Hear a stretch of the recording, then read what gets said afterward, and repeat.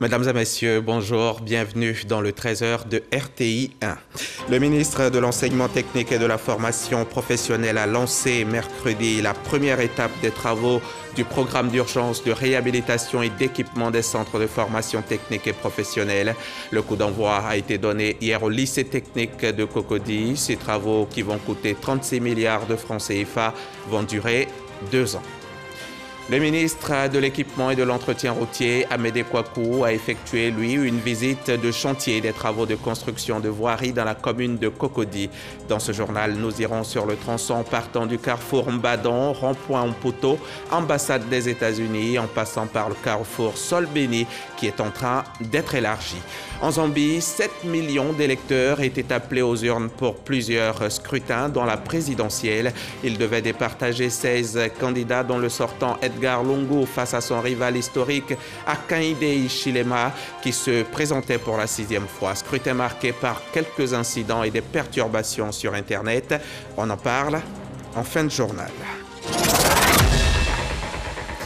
Après la pluie, le beau temps. Vous vous en souvenez peut-être à l'occasion de la présidentielle d'octobre 2020. Quelques localités du centre de la Côte d'Ivoire avaient fortement souffert des violences entre populations. Aujourd'hui, que cette page semble être tournée, Jeannot Ahoussou-Kouadio, le président du Sénat, par ailleurs président des cadres du centre de la Côte d'Ivoire, invite les membres de l'association à investir le terrain pour parler paix et cohésion sociale. Les détails avec Herman Guivet. Les cadres du centre du pays réunis au sein de l'ACCD, leur association, ont reçu la visite de leur président d'honneur, le président du Sénat, Ahoussou-Kouadio Jeannot. Alassane Ouattara est né à Dimokro. C'est un esprit baoulé qui est incarné en lui. C'est notre chose. C'est pour nous, Alassane Ouattara, ce n'est pas pour quelqu'un d'autre. Et nous devons nous l'approprier. Nous devons payer cette dette morale vis-à-vis du président Ouattara. Cette rencontre a été l'occasion pour Amédée Kouakou, président de l'ACCD, de rappeler cette vision et de saluer le retour de Ahoussou-Kouadio Jeannot, président du Sénat, des cadres du centre, qui, à travers cette rencontre, ont également tenu à réaffirmer leur attachement au chef de l'État, Alassane Ouattara, et à sa vision pour la Côte d'Ivoire. Un message de paix, de cohésion et de rassemblement. Je crois qu'il était temps. Quelques difficultés, quelques palabres au niveau du centre. C'est pour cela qu'ils nous demandent de nous remettre en cause et faire en sorte que le pouvoir soit légitimé au centre. Mais cela ne veut pas dire que le président n'est pas légitime. Le président est légitime. Dans les zones du Vébaoulé, des populations qui sont installées partout sur le territoire national, il y a eu beaucoup d'intoxication. Et nous voudrons donc, à travers ce rassemblement, aux côtés de notre aîné, le président Ahoussou, pouvoir envoyer des délégations sur le terrain, sur tout le territoire national, pour aller parler à nos parents, pour les désintoxiquer, pour dire que le RHDP, c'est ce qu'il faut pour la Côte d'Ivoire. C'est le vrai parti du Houphouët-Boigny. C'est la paix, c'est la cohésion, c'est l'entente et c'est le développement. C'est pour ça que nous sommes revenus. Vous avez vu toutes ces populations mobilisées autour de notre aîné. Nous repartons satisfaits et sommes convaincus que nous allons pouvoir réussir cette mission qui est d'implanter le RHDP sur le territoire national. Je suis venu pour prendre ma place à côté de mes frères qui, au moment où j'étais absent, ont essayé de créer une association pour rassembler les cadres, les élus du Vébaoulé. Je suis venu pour les encourager afin que cette région qui a connu des violences pendant l'élection présidentielle puisse reprendre sa place de légitimité, apporter sa part de légitimité dans le vaste programme de construction nationale que mène le président Alassane Ouattara. La Côte d'Ivoire est en train d'être transformée, je dirais transfigurée, avec tous les grands chantiers que nous voyons, les routes, l'eau. Et nous sommes heureux de saluer les actions du président Alassane Ouattara qui aujourd'hui a décidé d'électrifier tous les campements, 10 campements baoulés dans les zones forestières. Le président Alassane Ouattara a défini de nouveaux critères pour électrifier tous les sites d'habitation de la Côte d'Ivoire. Cela mérite d'être encouragé et nous allons nous battre pour lui apporter les voix du Vébaoulé. Aux prochaines élections, le nombre des élus va changer. Et avec nos frères, nous avons fait le serment de travailler à cela pour renforcer le RHDP. L'association Ce n'est pas un RHDP bis, mais c'est une force d'appui au RHDP pour l'aider à s'implanter fortement dans le Vieux-Baoulé. On a été heureux d'accueillir le ministre Kouadio Konan Bertin d'IKKB qui est venu prendre aussi sa place pour mener ce combat qui est le combat qu'il faut à la Côte d'Ivoire. Le président d'honneur de la CCD, Ahoussou Kouadio Jano, a ainsi mis en mission ses pairs afin que ceux-ci soient les porte-voix du RHDP dans chacune de leurs régions, de leurs villes, de leurs villages. Ahoussou Jano, donc président du Sénat, président d'honneur de l'ACCD. Venons-en au programme d'urgence de réhabilitation et d'équipement des centres de formation technique et professionnelle. Cette semaine, le ministre de l'Enseignement technique et de la formation professionnelle a lancé la première étape des travaux de ce programme qui concerne tout d'abord le lycée professionnel et commercial de Yopougon et les lycées techniques d'Abidjan. C'est justement au lycée technique de Cocody que le premier coup de pioche a été donné hier jeudi. Les précisions de Mahma Traoré. Le lycée technique d'Abidjan, il a été construit en 1959 et le poids de l'âge se ressent sur les bâtiments et les salles d'apprentissage. Le lycée technique et le lycée professionnel et commercial de Yopougon affichent également un tel niveau de vétusté, de quoi susciter pour ces trois centres un plan d'urgence de rénovation et de rééquipement initié par l'État. Les travaux vont consister à une réhabilitation profonde, depuis le plafond, la charpente, les carrelages, la peinture, les aluminiums et même les portes en bois, tout va être repris entièrement. Et par la suite, aussi tout ce qui est plomberie sanitaire, tout ce qui est électricité vont être vus pour donner quand même un cadre de vie confortable à nos étudiants. Sinon, pour la rentrée, les étudiants pourront rentrer dans les salles de classe entièrement rénovées. En plus de la réhabilitation des salles de cours, les salles d'apprentissage seront également dotées de nouveaux équipements à la faveur de ces travaux qui vont durer 2 ans, comme pour attester de la volonté de l'État à bâtir un capital humain compétent et adapté aux besoins du marché de l'emploi. Il s'agira, à mon sens, d'avoir les établissements les mieux tenus, des établissements qui attirent et qui inspirent aussi confiance. Et il faut mettre les enseignants dans de bonnes conditions de travail, d'apprentissage. L'idée, c'est progressivement d'avoir la réhabilitation de tout le dispositif existant actuellement et de voir aussi avec l'appui de l'État et de nos partenaires comment nous allons reconstruire encore des lycées techniques et professionnels dans les différentes régions du pays. Outre Abidjan, ce vent de rénovation va aussi s'étendre aux établissements d'enseignement technique et professionnel de l'intérieur du pays. Dans l'ensemble, ce vaste programme de modernisation va coûter 36 milliards de francs CFA à l'État. 3528, c'est le chiffre du jour et c'est le nombre d'enseignants et de personnel d'encadrement qui constitue la 55e promotion de l'ENS, l'École normale supérieure. Promotion baptisée Téné Birahima Ouattara du nom du ministre d'État, ministre de la Défense. Alors jeudi dernier, en présence de leurs parents, de leurs amis, des autorités et bien sûr de notre reporter Issa Yeo, l'on a assisté à la sortie de la promotion. 3528 étudiants de l'ENS, École normale supérieure, prêts à servir l'État avec exemplarité et dévouement. Baptisé promotion Téné Birahima Ouattara, ministre d'État, ministre de la Défense, ces étudiants promettent d'œuvrer pour le repositionnement de l'école ivoirienne. Ce diplôme de fin de formation n'est qu'un instrument qui, à dernière analyse, ne vaudra que ce que nous en ferons. De fait, la plus grande mission nous attend maintenant. Le directeur général de l'ENS, le professeur Ouattara Lansini, met à profit cette passation des flambeaux entre la 55e et la 56e promotion pour réaffirmer la qualité de la formation dans son institution. La vie professionnelle qui vous attend est parsemée d'embûches. Dans un environnement donnant l'impression que tout se monnaie à coups de billets de banque, vous ne devrez pas perdre de vue, je le dis avec insistance, les valeurs qui caractérisent le Nord malien.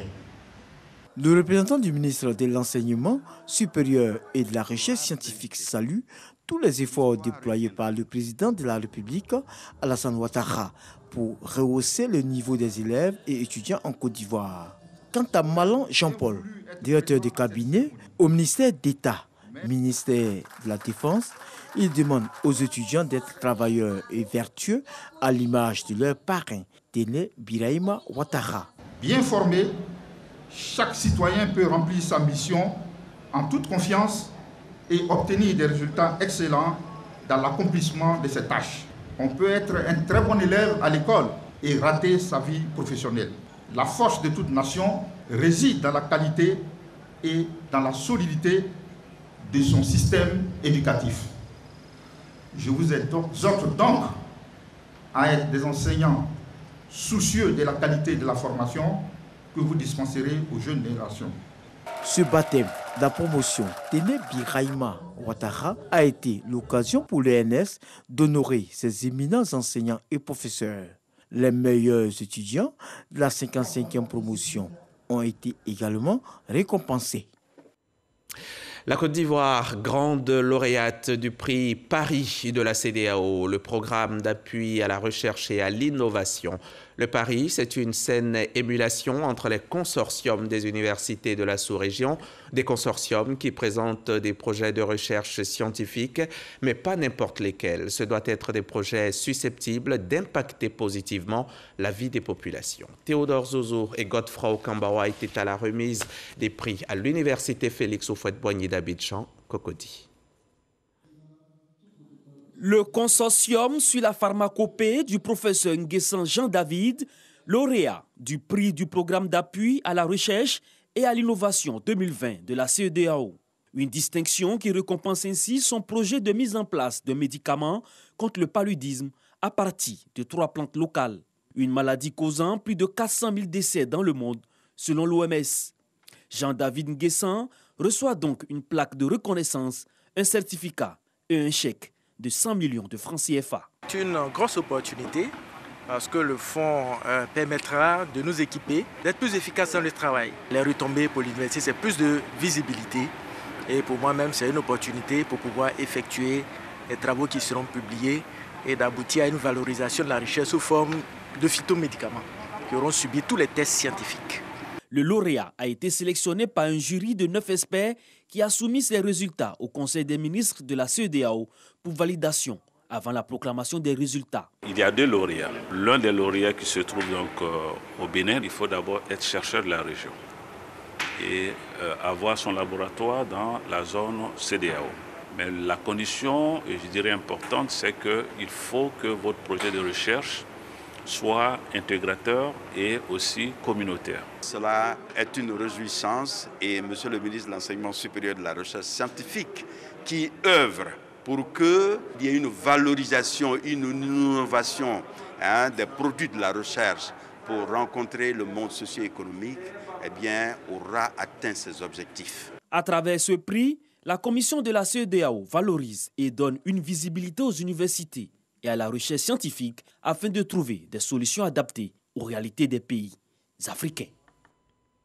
Et pendant ce temps, le ministre de l'Équipement et de l'Entretien routier, lui, effectuait une visite de chantier des travaux de construction de voirie à la Riviera-Golfe. On parle là de la voie partant du carrefour Mbadon, rond-point Mputo, ambassade des États-Unis, en passant par le carrefour Sol-Béni. Il s'agit d'élargir cet axe long de 8 km au total pour le bonheur des automobilistes. On voit cela avec Jean-Louis Bangbo du service économie de la rédaction. Riviera Golf, sur le chantier d'élargissement de la voie allant du carrefour Sol-Béni à l'ambassade des États-Unis. Séance d'explication entre le maître d'ouvrage, la Géroute, l'entreprise en charge des travaux et le ministre Amédée Kouakou. Le ministre de l'Équipement et de l'Entretien routier est venu s'enquérir du niveau d'exécution générale de ce projet dont le principal objectif est de désengorger ce tronçon. Aujourd'hui, vous voyez la densité de la population. Le matin, nous avons une congestion de trafic très importante. C'est pour ça que le président a souhaité qu'on fasse cette voie. Nous avons bon espoir qu'on va pouvoir tenir ces délais. C'est vrai qu'on avait prévu fin juillet. Les travaux donc vont aller plus vite maintenant que les problèmes d'indemnisation ont été réglés et qu'il va moins pleuvoir. Donc on pense que tout ça va aller vite. Les travaux portent notamment sur l'élargissement et le renforcement en 2 fois 2 voies d'un tronçon de 8 km dans le quartier de la Riviera Golf et la construction d'ouvrages d'art. Sur l'ensemble du projet, on peut dire qu'on a plus de 70%. On voulait donc rassurer les Ivoiriens et dire qu'ils prennent encore un peu leur mal en patience pour 2 mois. On pense qu'on fera tout pour que les travaux soient terminés. Amédée Kouakou s'est dit satisfait du niveau d'exécution des travaux. Le chantier devrait pouvoir être livré avant fin 2021. Le coût de ces travaux est estimé à 22,6 milliards de francs CFA. Civisme, développement et paix. C'est un programme d'éducation civique de l'Institut d'études politiques Félix Houphouët-Boigny du Centre international pour le développement du droit. C'est un projet qui vise à soutenir les actions du gouvernement en faveur du respect des lois républicaines et contribuer à l'édification et au changement de comportement des populations en Côte d'Ivoire. On en sait plus avec Jean-Marc Djadji. Civisme, développement et paix est le projet d'éducation civique que propose l'Institut d'études politiques Félix Houphouët-Boigny devant la presse nationale.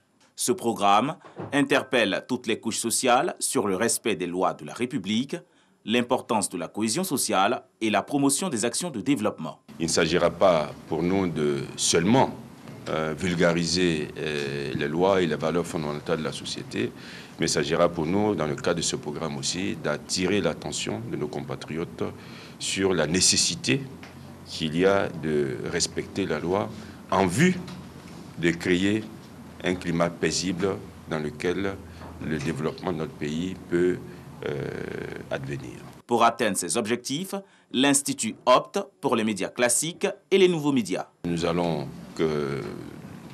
confectionner des capsules qui vont de 5 minutes maximum, qui vont traiter de problématiques essentielles, et ces capsules vont être diffusées sur des réseaux sociaux dédiés au programme, mais aussi proposées aux télévisions nationales et privées et aux radios nationales et privées. Le projet d'éducation au civisme, au développement et à la paix de l'Institut d'études politiques Félix Houphouët-Boigny a une durée permanente et s'inscrit dans l'une de ses missions, celle d'éduquer les populations à travers des productions et analyses.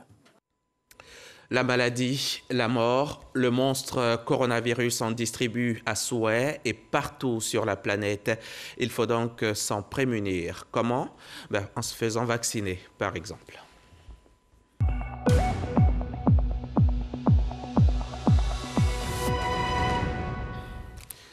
Le vaccin nous protégera donc contre le coronavirus qui continue son avancée, qui continue de tuer. Rien que pour la seule journée d'hier, 7 personnes ont perdu le combat ici en Côte d'Ivoire contre la maladie et 194 autres ont été déclarées malades, ce qui fait à ce jour 51 926 personnes contaminées dans le pays depuis mars 2020 et 354 décès de Covid. Ce n'est pas la maladie des autres, nous sommes tous exposés.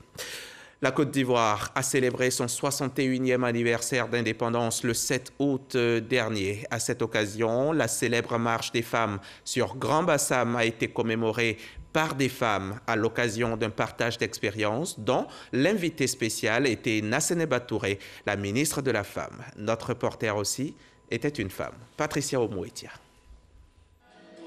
Madame Kamara Nekeita Mansaran, aujourd'hui âgée de 103 ans, est l'épouse de l'un des 8 prisonniers détenus par les colons en 1949 à la prison de Grand Bassam.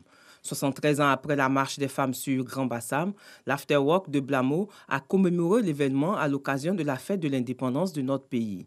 Les enfants et les petits-enfants de ces pionnières de la marche témoignent. Je suis fier de ce que ma grand-mère a pu faire.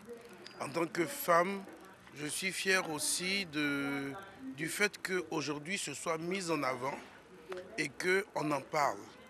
Parce que depuis 1949 jusqu'à aujourd'hui, on n'en parlait pas. Et nous avons, à travers la fondation, essayé de commencer à faire en sorte que les gens comprennent que les femmes ont un rôle important à jouer.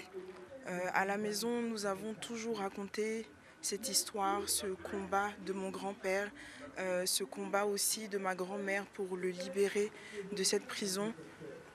Pour moi, c'est vraiment la personne la plus inspirante.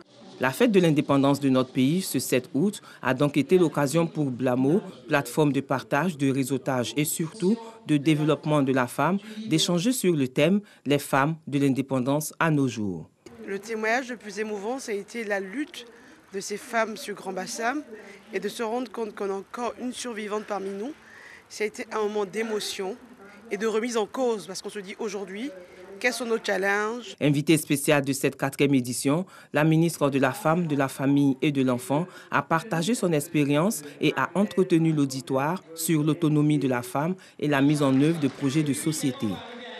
Il faut toujours se battre, il faut persévérer et il faut surtout reconnaître ce qu'on peut faire, ce qu'on ne peut pas faire et avoir cette culture de toujours apprendre. L'Afterwork de Blamo offre notamment à chaque édition l'opportunité de développer le leadership de la femme et de donner une plus grande dimension aux activités professionnelles et entrepreneuriales. Au nord de la Côte d'Ivoire, dans le Kabadougou, les femmes étaient également à l'honneur. Une centaine de membres leaders d'organisations féminines d'Odiéné, de Gbéléban et de Séidougou ont été formés à la citoyenneté, la cohésion sociale et la solidarité. Une initiative de la Fondation Oasis Solidarité Sociale. On en sait plus avec Soro Corona, RTI Boaké. Citoyenneté, leadership et solidarité. Facteur de développement, c'est le thème de la formation des leaders des organisations et groupements féminins de la région du Kabadougou. Elles sont 100 femmes des localités d'Odiéné, Gbéléban et Séidougou à être formées. Une formation pour donner de nouvelles âmes à ces leaders féminins afin d'être des ambassadrices de paix, de cohésion sociale et de solidarité. Des valeurs qui sont des facteurs de développement et d'épanouissement des populations. Qui dit la cohésion parle de la paix. Parce que si nous ne travaillons pas ensemble, la main dans la main, il n'y aura pas la paix. Donc, sur ce plan-là, nous avons appris beaucoup de choses aussi. Et nous allons nous atteler à la cohésion et à la paix. Je vais les sensibiliser en disant de se mettre ensemble, vivre ensemble. Puisque quand on vit ensemble, on vit en harmonie, c'est très important. La présidente de la Fondation Oasis Solidarité Sociale, à travers ses formations, souhaite voir des femmes qui soient le moteur de la paix et de la cohésion sociale en Côte d'Ivoire. Tenet Diabaté s'est donc engagé à multiplier ces séances de renforcement des capacités à travers le pays. Cette année, nous avons pu, avec les femmes des communes d'Odiéné, de Gbéléban et de Séidougou, échanger autour de la citoyenneté, du leadership et de la solidarité. Parce que nous avons dit que cette trilogie nous permet de fonder les facteurs du développement local. Le siège de la Fondation Oasis Solidarité Sociale a été inauguré dans la sous-préfecture de Séidougou. Des présents ont été offerts à ces femmes afin de les accompagner dans leur mission d'ambassadrice de la paix et de la cohésion sociale en Côte d'Ivoire. La Fondation Oasis Solidarité Sociale a vu le jour en 2013. De Kabadougou, faisant 600 km de route jusqu'à Bangouanou, dans le Morono. Sur place, à Dioulacro, la mutuelle de développement vient d'offrir des vivres et des non-vivres aux pensionnaires de la maison d'arrêt et de correction de Bangouanou. Valeur du don, 2 millions de francs CFA. Salima Toudia était sur place pour RTI.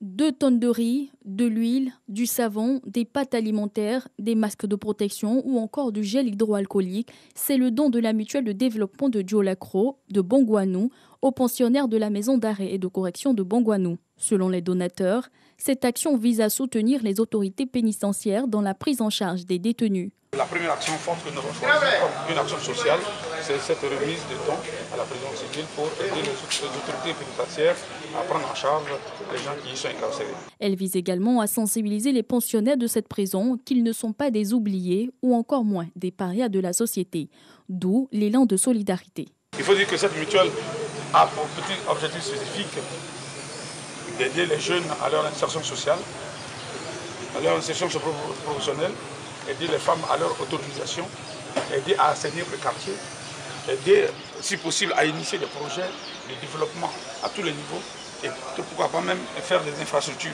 La mutuelle de développement du quartier Dioulacro de Bangouanou, créée en 2021, a pour objectif de regrouper les fils et filles du dit quartier, ainsi que toute personne y ayant un intérêt autour de son développement en particulier et celui de la ville de Bangouanou en général. On prend maintenant la direction de Bouna, dans le village d'Assoum 1, précisément, localité où l'ambassade d'Allemagne a réalisé une pompe à motricité humaine. Pompe que le président du conseil régional du Bonkani s'est fait le plaisir d'inaugurer le week-end dernier en présence des populations qui, vous allez le voir, étaient très heureuses. Le reportage d'Herman Niamien, notre correspondant dans la région. Ce geste du président du conseil régional du Bonkani représente un véritable soulagement pour les habitants d'Assoum 1, village situé à environ 10 km de Bouna. Les femmes de cette localité n'auront plus à parcourir des kilomètres pour avoir de l'eau potable lorsque l'unique pompe du village tombera en panne. Grâce au conseil régional du Bonkani, le village vient d'être doté d'une pompe à motricité humaine. Une joie pour les populations qui n'ont pas manqué de traduire leur gratitude à leurs bienfaiteurs. Avant, quand il n'y a pas de pompe là, les femmes là souffrent même. Souvent, les femmes là peuvent quitter à 4 h du matin ou bien à 3 h du matin jusqu'à elles dorment au marigot. Donc aujourd'hui, Dieu merci, on a prié Dieu jusqu'à... Donc on a eu pompe là aujourd'hui, vraiment. On ne sait pas ce qu'on a dit après. Tout le monde est content. Remettant l'ouvrage aux populations, le président du conseil régional de Bonkani a souligné que cette infrastructure a pu être réalisée grâce à l'ambassade d'Allemagne en Côte d'Ivoire. Ce besoin nous a été exprimé il y a peu et donc nous avons sollicité un partenariat avec des structures qui étaient à même de pouvoir nous accompagner parce que nos capacités sont assez faibles par rapport aux besoins de nos populations. Et l'ambassade d'Allemagne avec qui nous entretenons de très bonnes relations, qui nous a permis les années antérieures de réaliser déjà des infrastructures pour les femmes, notamment un moulin à Bounaville, a encore fait parler son cœur et donc a permis que dans cette collaboration nous puissions réaliser en un temps record, je vous dis. Outre le village d'Assoum 1, le président du conseil régional du Bonkani a indiqué que d'autres actions sont en cours de réalisation pour sortir les populations de la précarité. Ici à Abidjan, le ministère de la Solidarité et le PNUD entendent former les étudiants à la maîtrise de la collecte de l'information. Ils viennent de mettre en place une cellule d'alerte précoce qui va surtout veiller à la préservation d'un climat de paix au sein de la franchise universitaire. Les précisions de Franck Quadio. À l'amphithéâtre A de l'université Félix Houphouët-Boigny d'Abidjan-Cocody, une séance particulière. Ces étudiants, au nombre de 300, sont les futurs membres de la cellule universitaire d'alerte précoce. Nous sommes à la cérémonie d'installation, une initiative des Nations Unies, le PNUD, exécutée par l'Observatoire de la solidarité et de la cohésion sociale. À l'initiative du PNUD, nous avons entrepris donc d'installer ces cellules d'alerte précoce dans les universités afin d'impliquer les étudiants eux-mêmes dans l'instauration d'un environnement de paix dans leur environnement immédiat et espérant qu'une fois qu'ils auront reçu cela, demain, lorsqu'ils seront dans la vie active, ils soient donc des modèles de transformation de la Côte d'Ivoire. Pour la mise en place de cette cellule, il aura fallu l'implication de toutes les organisations estudiantines qui en ont désigné les membres. Ces derniers bénéficient de séances de renforcement de capacités et sont dotés de matériel technique pour la collecte et la transmission de l'information. Cette initiation est la bienvenue car tantôt elle permet de réduire certaines actions menées par les étudiants de violence et autres. Ce seront des outils pour moi pour pouvoir recenser les conflits, les alertes.